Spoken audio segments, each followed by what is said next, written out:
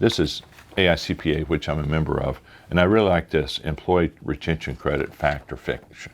So let me read some facts or fiction. Given COVID-19 wide-reaching effects, many small businesses will qualify for the employee retention credit, fiction.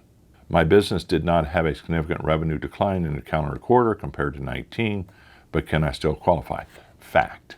You can qualify through a partial suspension, which is what we've been talking about. Next question. All safety recommendations or guidance a government agency issues should be considered government orders to suspend operations. Fiction. So one, when you get the mandate, if you have a mandate, it's only from the date it starts to stops, but it has to be a mandated that has jurisdiction over the company's operations, and it has to have more than nominal impact. Just because you're in a mandated shutdown area, most of the companies I would be speaking to here they were essential, so they continued. The purpose of this credit was to help you when revenues fell, when income fell, etc. Let's do a couple more of these before we close. My business experienced supply chain disruption, which means it qualifies for ERC. Fiction. I'll repeat. My business experienced supply chain disruption, which means I qualify for ERC. Fiction. Experiencing supply chain issue that's stemming from the pandemic does not guarantee an ERC eligibility. You must do all of these requirements. Supplier cannot make delivery of critical goods due to their government order, and business can't purchase those critical from another supplier, and business must experience more than a nominal effect as a result. And I'm going to add something. And if you have to pay more for it, it doesn't apply. So as you can see, the possibilities of a supply chain disruption, you've got to make sure that whoever the supplier is, that they're under government order. You can't get alternative supplies somewhere else, substitute supplies, even if it costs more, and then that supplier has to have more than a nominal impact on you. So that's a tough one. My business qualifies for ERC because employees and clients have to wear a mask. Fiction. My business was located where there was a stay-at-home order and I adjusted operations based on this. This automatically means I qualify? No. Fiction.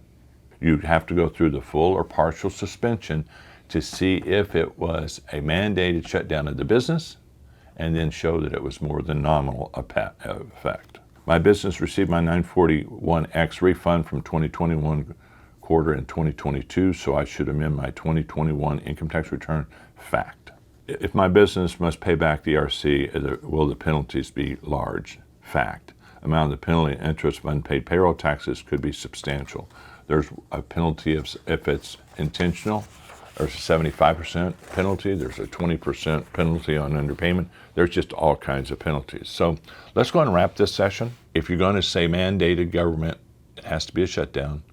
The government order has to have jurisdiction where your operations are.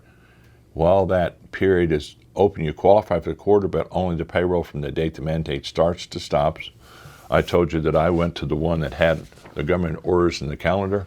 These were not government orders that mandated a shutdown. These were government orders for masking, social distancing, health. They were for state employees, etc. Be sure it is a government mandated that has jurisdiction over your operations, and look at what that third party did and see if they only qualified the wages for that period. If they didn't do that, you've got the answer. Did they ask you for the mandated orders? That's an indicator, probably not true. If they file it for all periods and you didn't show them government orders for all those periods, you probably don't qualify. So that supply chain, that's a tough one. Probably impossible, not impossible, but improbable to claim. Just those few items, it's almost impossible to get through a claim and see it qualify. So I hope this helps. Stay tuned, but this presentation was based on actual reviews of businesses that got an ERC credit refunded to them, and now they're debating on whether they need to send it back. Thank you. See you on the next YouTube.